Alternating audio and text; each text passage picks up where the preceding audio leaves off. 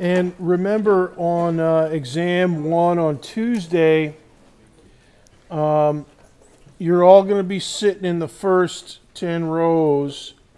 So the blue crime scene tape in the last row that Jenny just so kindly put up this morning, we'll try to do that again on Tuesday for exam 1. Matter of fact, let's just double check a few concepts for exam 1.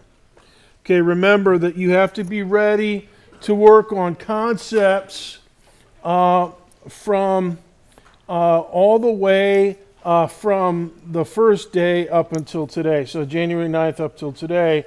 Lectures and readings, okay? And we've spelled out the readings in a few places. Here's, we started in chapter 1, the introduction, and we are now going to be in chapter 19.2 at the end of today's lecture. A little bit about triangulation. Here's a diagram from it. We'll see that diagram again. And so be ready for that. And also, I'll just remind you that the clicker, except for the first two from the previous class where we had a little fiasco action, the clicker questions are also good to study. Homework questions are good to study. Just study. And remember to think if you want to crush the exam.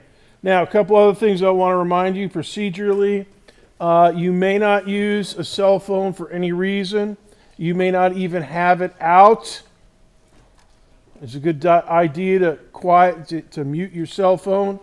If we see your cell phone out, we're going to assume you're cheating, and then we'll give you a 0 on that test and report you to the disciplinary board. And we've done that in the past. Anyway, so just don't do that and you'll be all right. Calculator is fine. So one of these jobs, and you know what? We're going to do some calculations in a few minutes. With your iClicker, get your calculator out. You can use your cell phone calculator today, but you can't on Tuesday. So, and the calculations that you're going to do are not really, today anyways, are not bodacious. All right? You'll be able to do them on pencil and paper if you have to. But if you have your calculator, one of these jobs is fine for the test. Cost you $15. Also bring the raspberry colored Scantron, a number 2 pencil and good erasers, and your iClicker.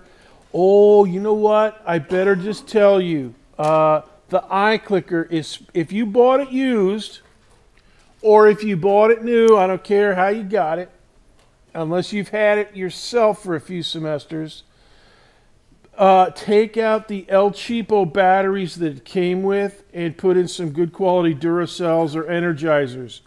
Because I had a student, I don't know if it was this class or my afternoon class, she bought, I think she bought it used in the bookstore, and the batteries, no, she bought it used from Amazon, and when she got it, the batteries had melted and corroded the whole thing. It wouldn't work. All right? And so I told her, you have to get a new one for the test for next week. And so, but the thing is, those batteries that it comes with are notorious for failing in the middle of an exam, which is the worst time. Failing in the middle of a lecture, okay, you have 1 or 2 lectures to burn, but you don't have any exams to burn. So just replace those batteries with Duracells and Energizers, and that'll be good. All right. UCF strawberry flavored Scantron. Yeah, this is what the whole Scantron looks like. I know somebody was asking me about. This is what you get up at the SGA office, and we're going to be working mostly with the first side.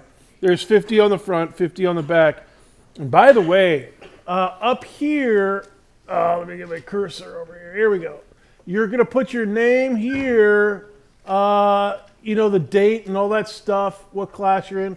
And then here, for you newbie freshmen, you're going to put your PID number up here. All right, so that's the number on your ID card. All right, I think it's 7 digits. All right, so bring your ID card, and if you mess up with this, you're going to be on my bad list for the next 40 days and 40 nights.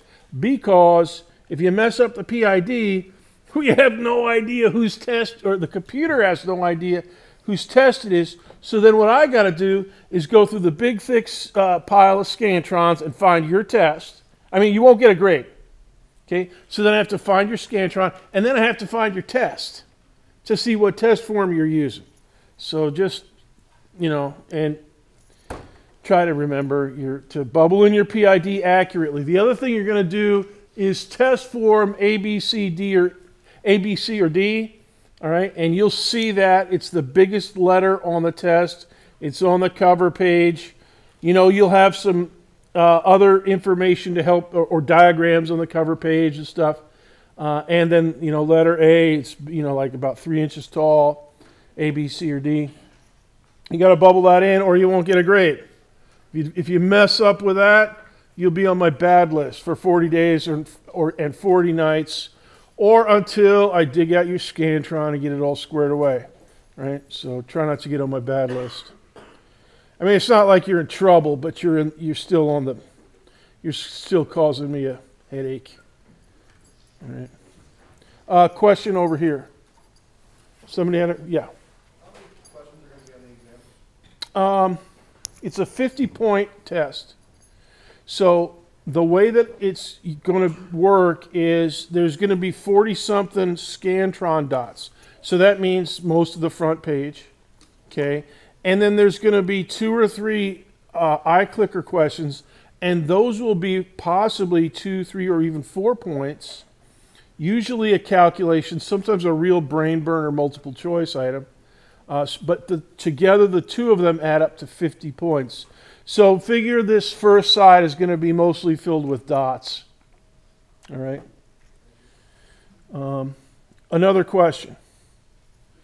Yeah. What if we're taking in a testing center with the iClicker questions? Don't worry about it. If you have a special accommodation, you'll be doing your iClicker questions on regular paper, like a written exam. And we'll grade it by hand. So don't worry about that. All right. Now, last thing, make sure you have your iClicker 2 with you. Make sure it's registered. And you know, I looked at the data yesterday, and I uploaded a new roundup number. I think in this class it's 7 out of 7. I'm not sure exactly. And if you have a -2, that means your clicker is not registered. Okay. If you have a -1, it means we think you're registered, but you haven't done any clicks yet in class. You're slacking. They're not even here probably. There's a bunch of you that are not clicking. But most of you are. I was very happy. There's not actually that many people that are not registered and stuff, so that's good. Now, last comment about the exam. Seating forward into the first 10 rows. The back row is going to be empty, as I mentioned. We'll have something a little bit better than blue crime scene tape. But the reason that we do this on exams is so that we can hand out the exam really quick. Because what we do is we count out, like this front row, there's 4 students in the front row. So we'll have a bindle of 4 tests. Just give it to the guy at the aisle, and he passes them out. And then I go to the next one. The next row is 3, 7. 7 students in this next row. We'll make a bindle of 7. Just hand it to the person on the aisle and go up the aisle, and you'll have your tests really fast. All right? So you just take one from the top and pass it over. And that's why we try to bring everybody down and kind of cram you in like a little bit like sardines. So last thing to mention is be on time. And by be on time, I mean if you're a few minutes late, it's probably, we're still, getting the tests handed out and stuff. We'll take care of you. But if you come after the first person turns in their test, the people that are here on time at 9 o'clock, and we start the test, and then the first one of those people turns in their test before you get here, no, you can't sit back there. Come on, get with the program. I understand. I'm looking for seats. Oh, okay. We got the blue crime scene tape up there. So do the cross. Okay. Yeah, there's one up here in the very front. Oh, okay. You got one? All right. Good. Yeah, so if you come late, you got a couple minutes of leeway till we hand out the test and stuff. That's, like last few minutes here. But if you come 20 minutes late, I guarantee you somebody's going to have turned in the test, and you will be SOL, which is a Latin phrase. Like et cetera, etc., that's a Latin phrase. And SOL is a Latin phrase that means you're toast. All right? You won't be able to take the test. I'll just tell you, see you next time. And, it happens, and I don't like doing it, but, what are we going to do? So that's the way we're going to work it. And if it happens on the final, oh my goodness, you'll probably get an F for the semester. So just make it a point to be on time. All right. Now, questions about exam procedures before we go on to Kepler's 3 laws.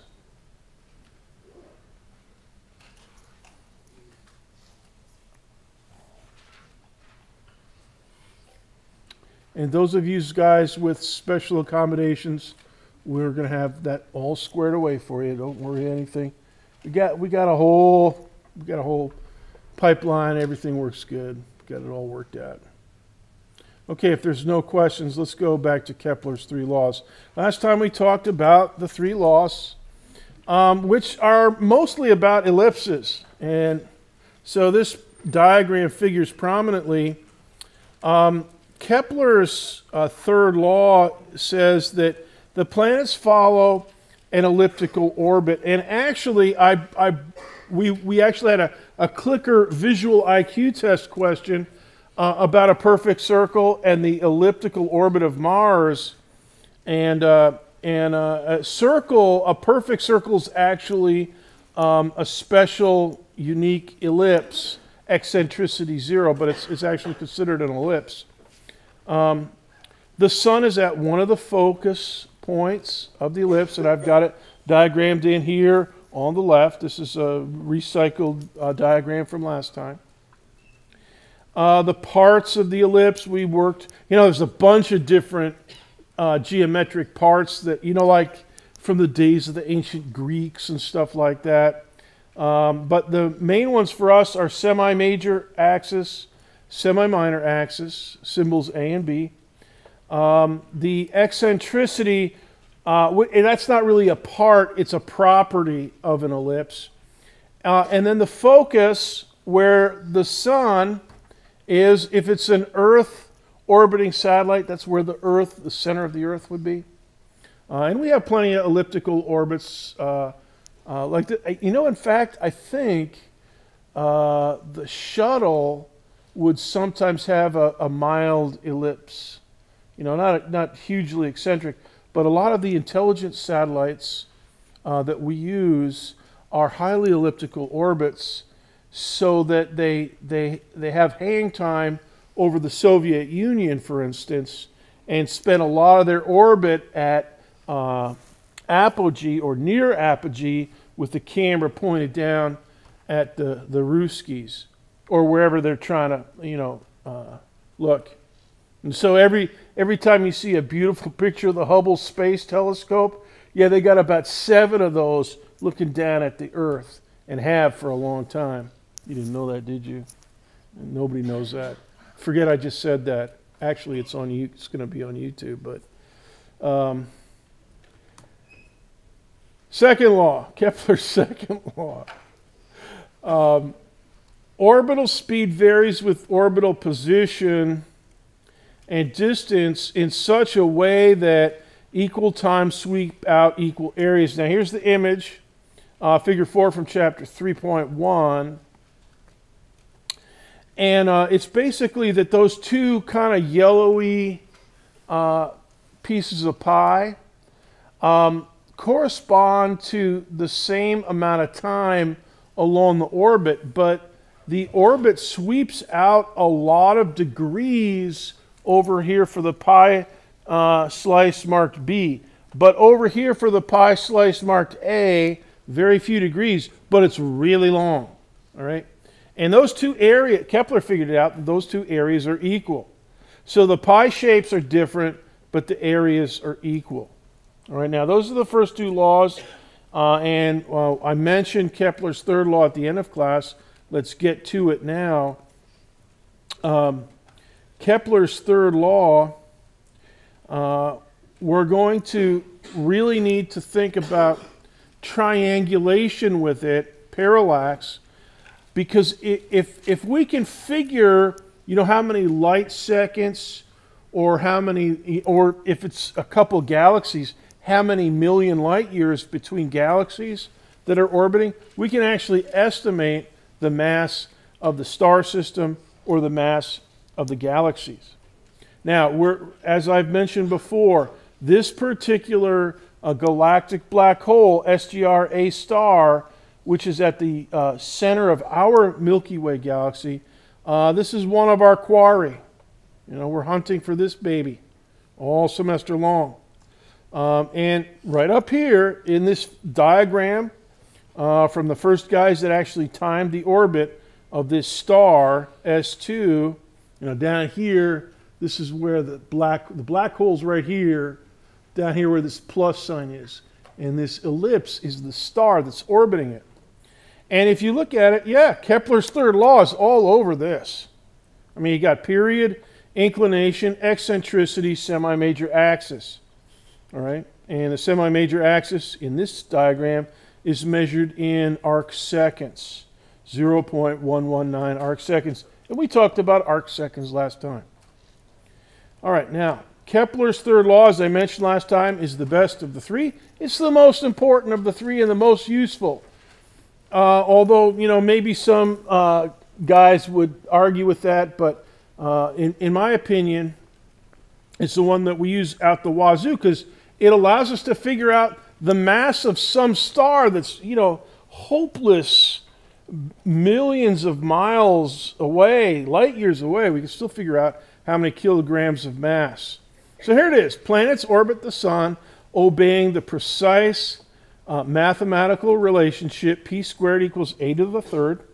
The orbital period p is measured in years, Earth years. All right, so not Martian years, not Venusian years, but Earth years, 365 days of 24 hours. The semi-major axis A, also known in some textbooks as the average distance. Semi-major axis A is measured in astronomical units. And this is the system that Kepler used. He didn't have any meters, light seconds, he didn't have any of that, but he used astronomical units. And he found that if you measure the period in years and the distance, the semi-major axis in astronomical units, then it fits a very simple power law. So it is only this version of it, p squared equals a to the third, is only valid in the solar system. And it's really simple. So anything in the solar system, Adam, is going to follow this. Asteroid, comet, planet, spacecraft, if it's orbiting the sun. And we're going to do a calculation with this in just a minute. So get your iClicker handy and your calculator. All right, Now, if you're not in the solar system, there's a bunch of constants. Like there's a factor of 4 pi to the second power in this formula. So you got to jazz up the formula a little bit. But if you're in the solar system, bing, Kepler got it. It still works, ding. And we like astronomical units, if we're in the solar system. And they're moderately handy when talking about nearby stars as well. But, you know, galaxies and stuff, you don't want to use astronomical units. But in the solar system, yes, it's fine.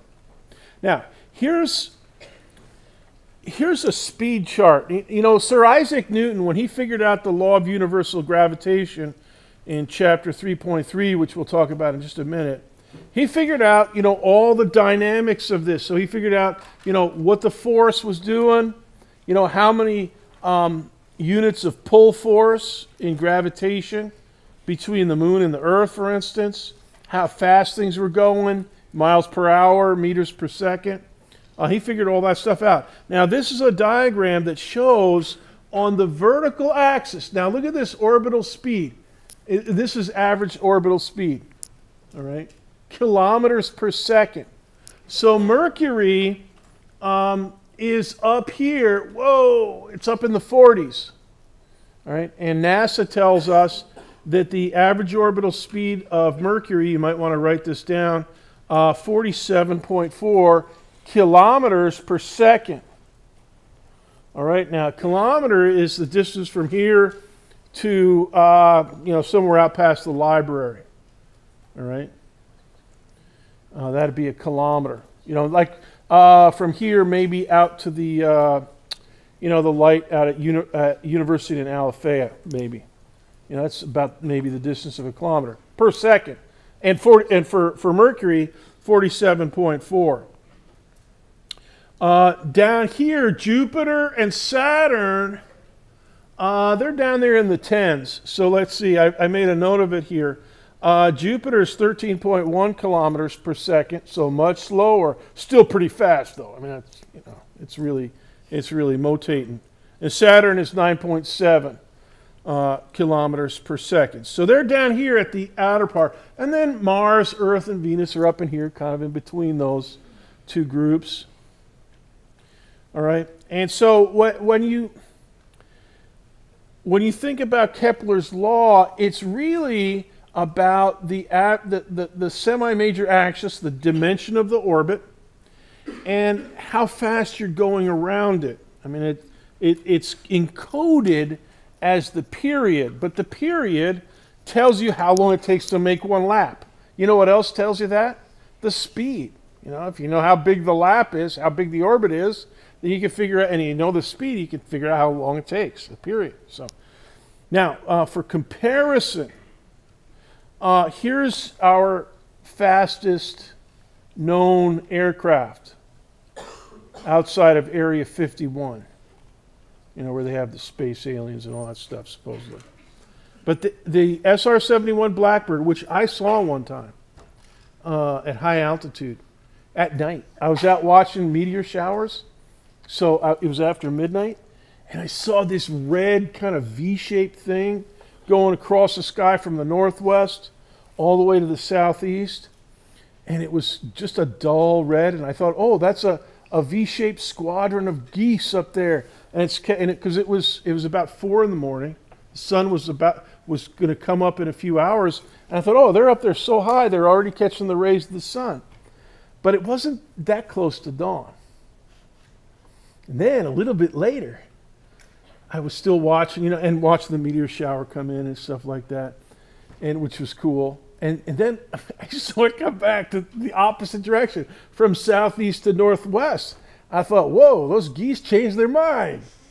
It can't be a bunch of geese flying high. And so I figured, oh my goodness, it's a UFO. And so the next day, I go to my thesis. I'm in grad school, right? And so my PhD advisor, I tell him, yeah, I saw a UFO last night. And he kind of looked at me like I was an alien from another planet. And then I was telling my buddies, my classmates in grad school, yeah, man, my professor, he totally blazed me up about that UFO. Oh, you saw a UFO? And I described it. And one of my buddies said, you know what that was? That was the SR-71. They were doing, that summer, they were doing training. It was, they just brought it out of retirement, and they were going to use it over the Middle East somewhere, so they were doing training runs, and it goes so fast, 0.98 kilometers per second, that it gets red hot. It's made of titanium, mostly. You know, a little bit of glass and a little bit of plastic stuff. But yeah, it gets red hot when it's up there. So yeah, I've seen that. You know, the leading edge of this thing. And if you think about that, if the leading edge of this thing gets red, it's going to look triangular, and it's going to look like a flock of geese if you don't know any different. So it went from a UFO to an IFO, Identified Flying Object. Kind of cool. Anyway, so the SR-71, by the way, as I mentioned last time, the moon does go about 1 kilometer per second. So the SR-71 does fly pretty fast if you compare it to the moon, but the planet's way faster. Here's what it looks like if you nail down all the calculus. Now, Sir Isaac Newton got all this squared away.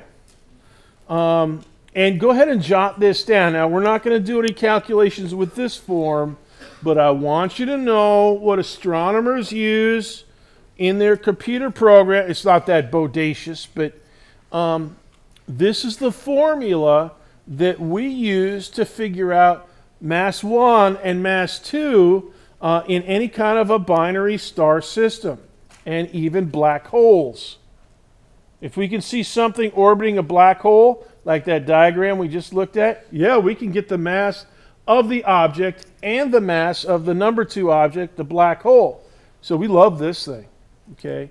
And so Sir Isaac Newton, yeah, he invented calculus and the laws of motion and the law of universal gravitation, and he rolled them all together, and he figured out that this is the form of Kepler's third law if you apply it somewhere else where the mass, you don't have the sun and a planet. 4 pi squared in the numerator, capital G in the denominator, that's Newton's gravitational constant. It's kind of like a conversion factor in the law of gravity. And then the sum of the two masses. So it's a binary system. One is mass 1 and the other is mass 2. You know, so many kilograms. And you can use that to figure out the masses. And we have done that beaucoup times. You know, so if we're looking at, you know, and you know what else we do? We send spacecraft to orbit Saturn, or the moons of Saturn, or a moon of Jupiter, or even an asteroid, and we orbit it. And we know the mass of our spacecraft, and we can measure that orbit, you know, with radar and range finding, and, you know, like a GPS type, mini GPS. And we can figure out the mass of the moon, the mass of the planet, the mass of the asteroid that we're orbiting. So it's really, really handy. Right, now here's a comment from chapter 3.3. So this is about as far as we're going to go in chapter 3 for exam 1. Newton's law of universal gravitation. Here's that formula again. P squared equals 4 pi squared over the quantity G times the quantity M1 plus M2, all of that times a to the third power. And the quote is the following: how did Kepler miss this factor? And they explain in chapter 3. In units of the sun's mass, the mass of the sun being 1, the mass of a typical planet is going to be negligibly small, so like 0.00001 compared to the sun being equal to 1. So, for instance, here's the actual, you know, we've weighed the sun, we've weighed the earth, we've weighed the moon, we know how to do it. You know, once you get Newton's constant G figured out, you can figure out all the masses. So the mass of the sun is about 2 times 10 to the 30 kilograms. Right, go ahead and write that one down. And then the mass of the earth we know is about 6 times 10 to the 24 kilograms. So 10 to the 24, that's a big number, but it's about 1,000,000 times smaller than 10 to the 30. All right? So that means that the earth compared to the sun is a few parts per million. All right? So the moon, the sun is, well, let's figure it out. Here, go ahead and jot down this. The ratio, the mass of the sun divided by the mass of the earth, it works out to about 333,333. All right, so that's 1/3 of a million. All right. So that's what you get. You know, you get 6 divided by 2. Or 2 divided by 6. All right. And then 10 to the 30 divided by 10 to the 24. So that tells you that the mass of the sun is 333,000 times the mass of the earth. And for that reason, in this parenthesis, m of the sun plus m of the earth is pretty close to just the m of the sun. You know, it's like a spit in the ocean. You know, the earth is a gob of spit, and the sun is like the ocean. It's just, you know, it's in there, and you can put it into your calculation, but it's not going to change the calculation that much. Now, if you have 2 stars, you know, like Alpha Centauri, I think it's like 1.1 times the mass of the sun. It's very close. It's not exactly the mass of the sun, but it's very close. So if those 2 stars were orbiting, then yeah, M1 and M2 would be, you definitely have to take that into account. But if it's a planet, nah, not really. And even Jupiter, our biggest planet, nah. You know, it's I think it's about 10,000 times. No, that's not right. I think it's like either 1,000 or 10,000 times bigger than the mass of Jupiter. So even the m of the Earth plus m of the Sun, it's still pretty much going to be the mass of the Sun by itself. Jupiter doesn't really add. All right, but with binary stars, yeah. Now here's another comment from chapter 3.3. You know, and I was reading Newton's original book, the Principia. He actually wrote this famous book about physics. He invented his 3 laws of motion and all the calculus and stuff so that he could understand the gravitational interaction. He started with figuring out the moon's orbit around the Earth, and the way he did it was he said, you know, he did this, you know, mental math example saying, what if I dropped the moon? You know, how fast would it fall to Earth? So, number 1, more comments. Once Newton boldly hypothesized that there was a universal attraction, in other words, the moon falls to Earth just like that mythical apple that fell out of the apple tree, you know, and conked him on the coconut. That was his hypothesis, that apples fall the same way that the moon would fall, except the moon's on a circular orbit. He had to determine the exact nature of the attraction. The precise mathematical description of that gravitational force had to dictate that the planets move exactly as Kepler had described them, as expressed in Kepler's 3 laws. In other words, if Newton knew that his results had to be consistent and jive with Kepler's 3 laws. If he invented some law of gravitation that contradicted Kepler, Isaac Newton knew, nope, wrong, no good ski. Right? So he knew it had to be consistent with that. He also knew that the gravitational force had to predict the correct behavior of falling bodies on Earth, like that famous apple. And you know who he was following the footsteps of was Galileo. Galileo figured out free fall pretty well. How must the force of gravity depend on the distance in order for those conditions to be met? Here it is. Go ahead and write down this formula. It's a very famous formula. This is the inverse R² law of universal gravitation. Between 2 objects of mass m1 and m2, and like the mass of the Earth and the mass of the moon, and separated center to center, center of mass to center of mass, by a distance r. And he said, if you use this one, so his insight was, all right, don't use r to the 1st power in the denominator. Don't use r to the third power. Don't use r to the fourth power. Don't use r to the 2.5 power. But he said if you use r to the second power, you get all of Kepler's laws right on the money. And you get all of Galileo's freefall ideas. Now, here's the way it looks as applied to the Earth-Moon system. And I just traded in the subscripts, the circle with a plus sign for the mass of the Earth, and then I couldn't find a symbol for the moon in this software, so I used capital L for the moon, lunar, and there's the distance. And he said, look, you know, here's this famous law of motion. You've all heard it. For every action, there's an equal but opposite reaction. Yeah. His laws of motion and this force law lock in Kepler's laws to a T. Right on the money. Kepler figured it out numerically by looking at all the tables. And Newton figured out if you use this formula, we get it all, baby.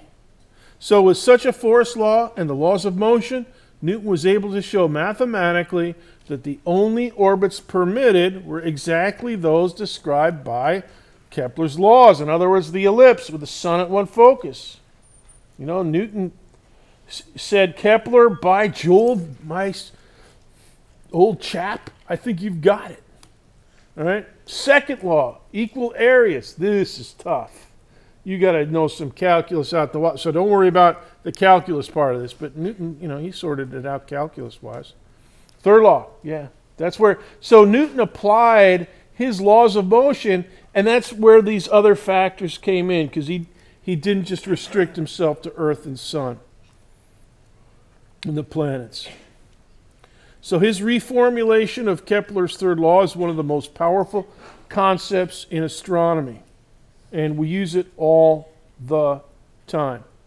Now I want to do a clicker question with you, so let's go to the clickers, and we're going to do Kepler's third law, but we're going to use the Cinci version for the solar system. All right, and here it is. Turn on, if you're using your clicker for the first time, hold the power button down and hold it until the letters flash, and then type in D and D, delta, delta, and you'll get the go nitro message, and then ready, and then you can start to vote. Now, go ahead and consult with your neighbor if you're a little rusty on your powers and stuff, you know. So your answer is going to be a number of years. And one of them is on that list. The right one is on that list. So I'll give you a minute to think it over.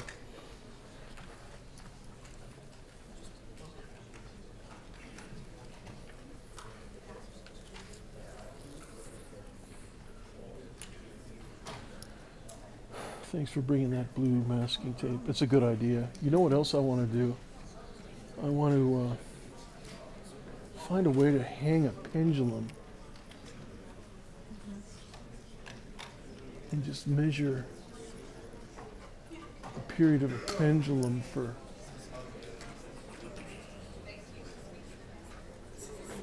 different lengths. But there's, you know, I don't want to use the flag.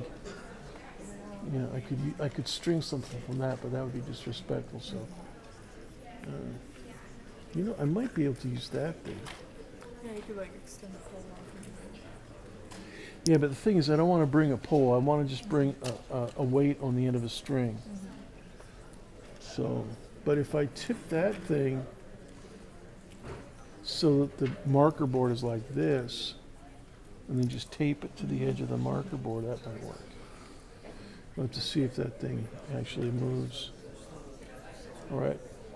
Okay, 10 seconds to get your answer in. 10, 9, 8, 7, 6, 5, 4, 3, 2, 1, 0. Yeah, you guys got it. Here's how, a few of you missed it. So here's how you do it. You know, and if I were to ask you a question like this on the exam, number 1, you listening? If I were to ask you a question like this on exam number 1, this is how you would do it. Now, I'm not going to tell you what's going to be on the test. But if this was on the test, you take that 4, and don't worry about the AU, just type in the 4, and then take it to the 3rd power. Now that, if you're on pencil and paper, it's just 4 times 4 times 4. All right, and that equals 64. And that's what p squared is equal, but you want p. So option C here is meant to mess with your mind. And you know what? I did mess with, that's the most popular wrong answer. 16 of you did vote for 64. You know what that tells me? You forgot to square root. All right, because now that's p squared. So what you want is p. So that means whatever p squared was, hit the square root key. And for this one, you don't even have to hit the square root key if you know your easy square roots. You know, like square root of 100 is 10, square root of 81 is 9, you know, stuff like that. So you might find that helpful at some point this semester. So your option B is correct. All right, now we're going to keep your clickers ready. We're going to do some more triangulation calculations here in a minute. Now let's get back to SGR A star and the star S2. Now here's the infrared image, black and white, actually grayscale. Here's a close-up of it. And notice, and this is from an article published back in 2002 when they first got the orbital period locked in. And they've since refined it. But notice down here at the bottom of this diagram, I retyped it. 1 second of arc corresponds at that distance to 46 light days. All right. So you're looking, and your telescope's aimed, over here, and then 1 arc second to the right, it's aimed over here. And so at that distance, that little sliver of angle corresponds to 46 light days. Now, if you're further away, it might correspond to 46 light years, if you're way far away. All right. If you're a little bit closer, it might correspond to 46 light seconds. So this angle is basically a parallax angle that they're working with. It tells you the distance. Right? And with that, we could figure out, the distance in meters, and then use Newton's version of Kepler's third law, and figure out the mass. The mass of this black hole is about 4 million times the mass of the sun. So if you could figure out the semi-major axis in light seconds or astronomical units, ding, you got it. All right, and so that's why the semi-major axis up here is such an important part. And then, of course, the other thing you have to do is get the orbital period. And what they did was they tracked in infrared this star S2 from 1992 all the way up to the middle of 2002, and they said, all right, we got it. We know its orbital size. And notice down there, in the year 2002, it really starts to whip. It's covering a lot of degrees or a lot of the arc of that ellipse. Now up here, it goes, get my cursor over here. All right, from 1992 to 1994, this is out by Astron. That's what this would be called, the farthest point from the black hole, the astron, the star. All right, so Astron, out here, 2 years, they're just kind of poking along. But down here, you're talking a couple months in here. So it's really starting to whip because it's closer. That's periastron down there. All right. So this is all, and here's a reemphasis. By the way, semi-major axis is 5.5 light days if you calculate it out. So Now, a couple things I want to mention to you. Go ahead and jot this down too. This is actually a preview of Black Holes Week. The event horizon for a black hole of this mass is about 37 light seconds. All right? So that's pretty compact. It's a big black hole, but it's still fairly small, the event horizon. All right? And so the semi-major axis is 5.5 days. And so what that tells you is that, this star that they're tracking on this ellipse, it's orbiting, but it's not really in danger. It's not going to get, it's not close to the event horizon. It's way far out there. Matter of fact, if you calculate it out, the semi-major axis is about 13,000 times the event horizon. Right? So that's way out there. It's not even close. And periastron, the point of closest approach, that's down here where it's really whipping. That's still 1,700 times the event horizon. So we're still doing good. It's even at its closest, it's really motating, but it's not going to get sucked in. Now, if it was 1 or 2 times the event horizon, yeah, you'd be talking danger time. And stuff does get sucked into this, I'm sure. But not S2, not for a while anyways. All right. Now, here's a diagram of Sirius A and B, and we're going to do some calculations with this in a few minutes. For any pair of orbiting objects, the toughest part is getting the distance of the semi-major axis, and this one's kind of tilted at an angle, but you can still, you track it, and try to figure out the distance. Now, Sirius A and B, they're fairly close, so we can get that distance triangulated out fairly well. But if we see other stuff farther away, it can get tougher and tougher. All right? So that's usually the toughest part, how to get the semi-major axis. So if we can get the semi-major axis and we can get the orbital period, then we can figure out M1 plus M2 down the denominator if we know those other two guys.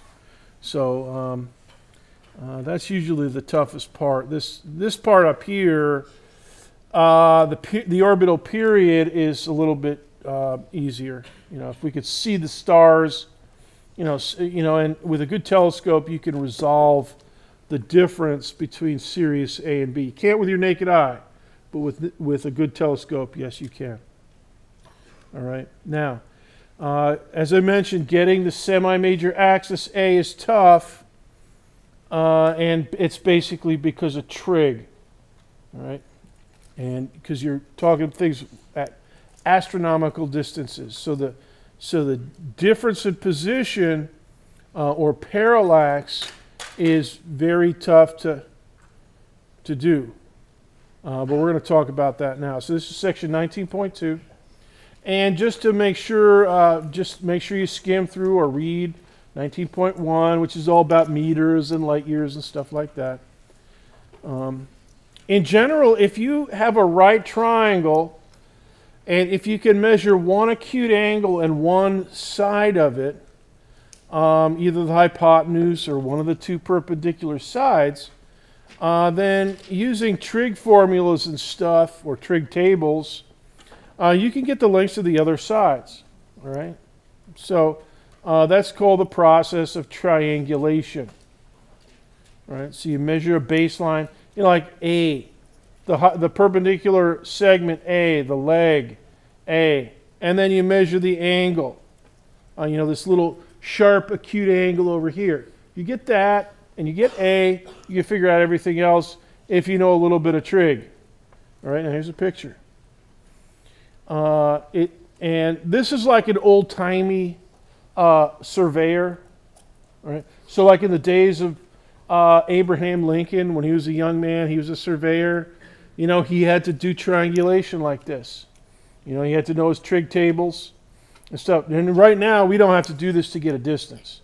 But Abe Lincoln did have to measure out distances when he was surveying property lines and stuff like that. And up until,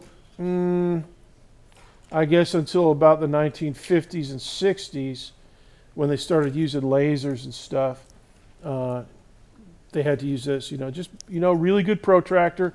telescope, sight in really carefully on something, get the cross, like a gun sight, if you're out hunting, you put the crosshairs on your quarry and, you move it and you make your shot. Same thing with this thing, same thing with a surveyor, you make your shots, you measure your angles, and then you do a little trig and you can figure out the distances. Now, the parallax effect is based on that. All right? And I'm going to give you a little exercise you can do in your seats right now to show you what parallax means. All right? And this is a quotation from the textbook. So if you have a pen or a thumb, if you have a thumb, okay, hold your thumb up a few inches from in front of your face. And so what you could do is, here's how I always do it. I look at the exit sign in the back of the room. Now, don't you guys do that. Like maybe look at the flag or, the projector here, something fairly small that you'd cover up with your thumb, or if you have a pen that you'd cover up with your pen. And if you're at arm's length like this, now what you got to do, the next thing you got to do is close one eye. Okay, close one eye, and I've got my right eye closed, and I'm covering up the exit sign over there, all right? And I could do it with my pen as well. Now, open the right eye, close the left eye, and the object that was covered is now uncovered. Now, that object hasn't moved. Did you guys do it? Did you see it? Yeah. Right. That exit sign is still in the same position. But because I'm making observations from two positions, my right eye and my left eye, a few centimeters apart, I can tell the difference in the aiming angle. One eye sees it in one direction, the other eye sees it right. All right? So that difference is parallax. Right, so make a note of that. Parallax is the thing that, when you open up one eye, you can see something, and with the other eye, it might be obscured. All right? And it's because the baseline between your two eyeballs, right? So a few centimeters, a couple inches. All right? Now, here's how it works for an astronomer. And it's a simplified view. This is not really how it would work for a star, but this is a diagram from this is more like triangulating out to, Saturn maybe. It's a little bit, but I mean, you could triangulate, okay? So you look at Saturn in June, down here at position A, and you sight in one direction, and then 6 months later you look at it at point B in December, 6 months apart, and it's just like with your eyeball. You change the baseline and sight in again, it seems to have moved. This thing, see, here, this image, here's the what you see if you look from June. And then up here, it seems to have dipped downward, as you sighted in December. All right? So we do this all the time. Here's your object, okay? And basically, this is what you're doing. You're aiming your telescope slightly differently from June to December, all right? And that's like seeing, left eye, right eye. January, right eye, June, left eye, and stuff, okay? And so if you look at that, you can see the right triangles in it, all right? Now, the advantage that we have here on Earth, on our terrestrial observatories, the Earth travels around its orbit, and we get a baseline not of a couple inches between your eyes, but a couple AUs. Okay, a couple astronomical units from one side of Earth's orbit to the other side. And you don't have to go to the other side of the orbit, but a lot of times that's what we do, try to make the baseline as big as we can. And but now this diagram back here, this was something very close to Earth. So this is like a planet position. Now stars are way, way further. And the triangles and the angles, and by the way, this angle here, half of the triangle angle up here, the sharp angle, that's called P, the parallax angle. All right? So it's half of this full triangle acute angle up here. All right? So that parallax angle is pretty sizable if you're measuring something like Saturn. But if you're measuring something like a star, it's a lot smaller. And for very tiny parallax angles, it actually is nice because then then you don't have to take trig class.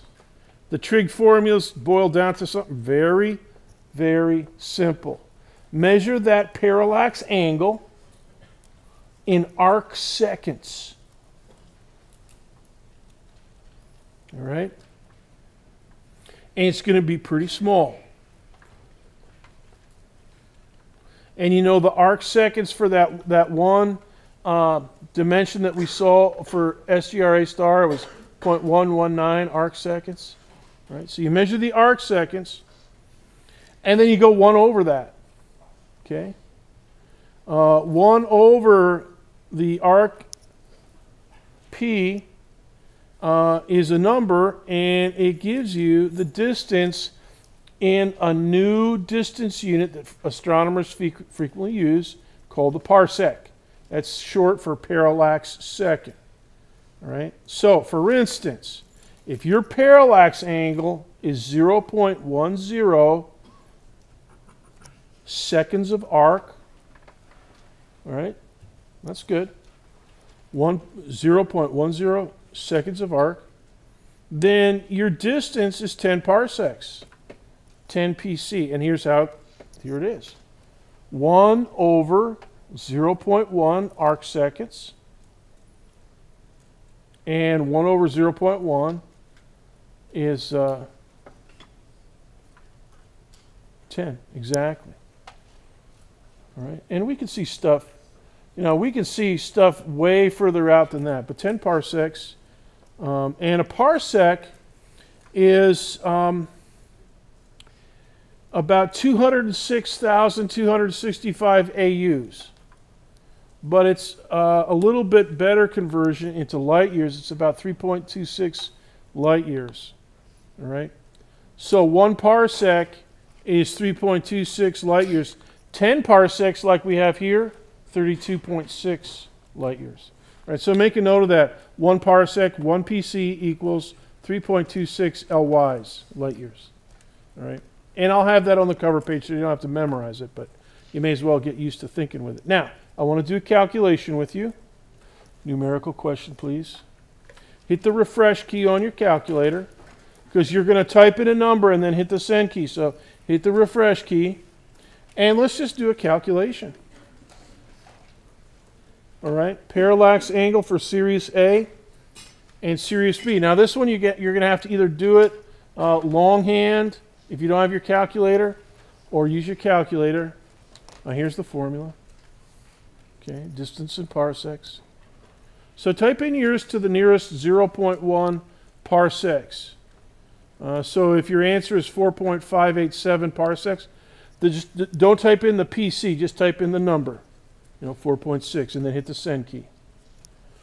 All right, and all right.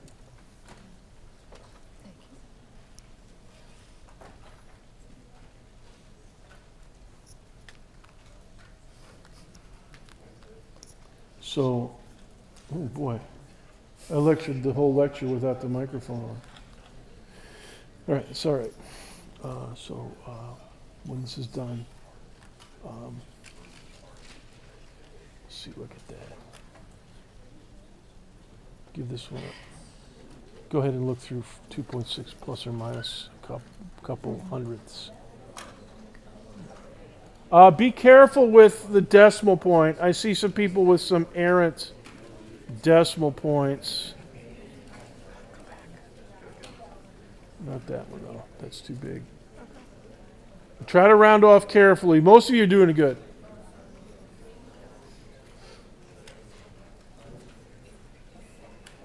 Anyways, you can wait to grade them. But then close it up and label it A6. Okay? Remember how to do that? Yeah. And then when you're done with that, synchronize the roster. And then eject everything so we can get out of here. Yeah, I'll grab the Okay. All right. Yeah, you know, we found out in the other lecture hall that you can actually touch screen everything. Yeah, so this actually, really help. yeah, this scrolling is still kind of awkward, but okay, 15 seconds. 10, 9, 8, 7, 6, 5, 4, 3, 2, 1, 0. Don't show this. Let's just stay on this. Let me ask you a question. Did you write your answer down? Did you write the question and the answer down in your notes? You should. Raise your hand if you got 2.6. Sweet. All right. So the answer is 2.6. Hey, you guys, mental IQ test. It's not a clicker question. How many light years is that? 8.476. Incorrect. 8.476 is close. 8.6 is a little bit better. What? Don't talk like that to me, son.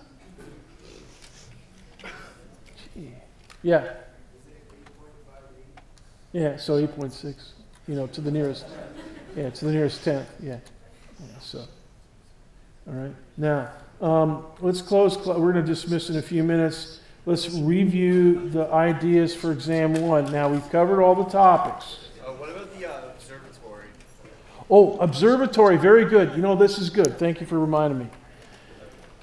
Before we go over the exam 1 stuff, tomorrow, no, next Wednesday is the first scheduled open house at Robinson Observatory, which is down past the water tower, past the Libra garage, past the police station, then take kind of a left.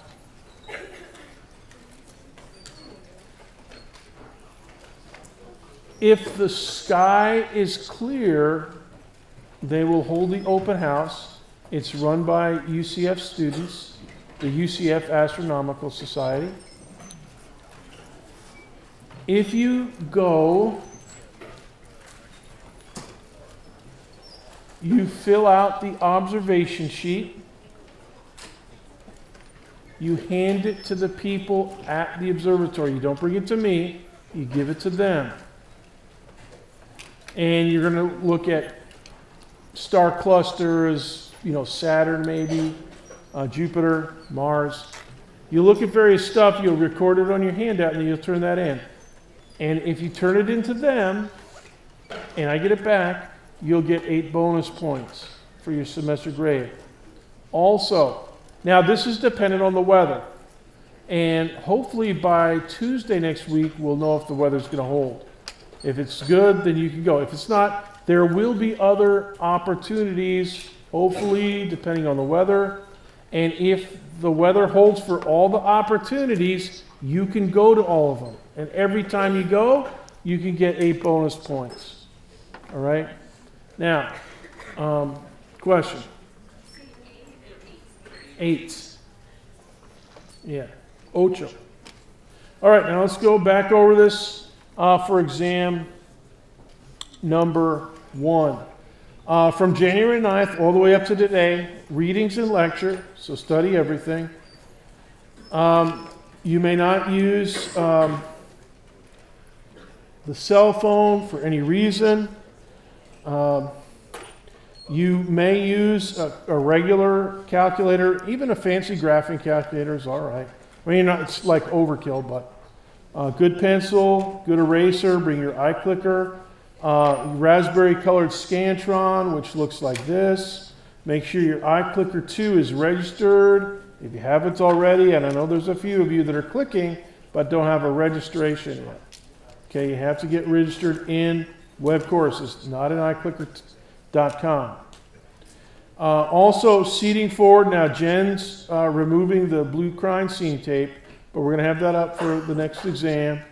So just cram yourself into the first 10 rows so that we can get through the exam really fast. And last comment is be on time. If you're here after the first person finishes, you're toast. You can't take the test. So just get your you-know-what in here at 9 a.m. You'll be fine. All right, you're dismissed. Study your brains out. I'll see you next Tuesday. I just wanted to apologize for my language. Yeah, good. Okay. I just Thanks.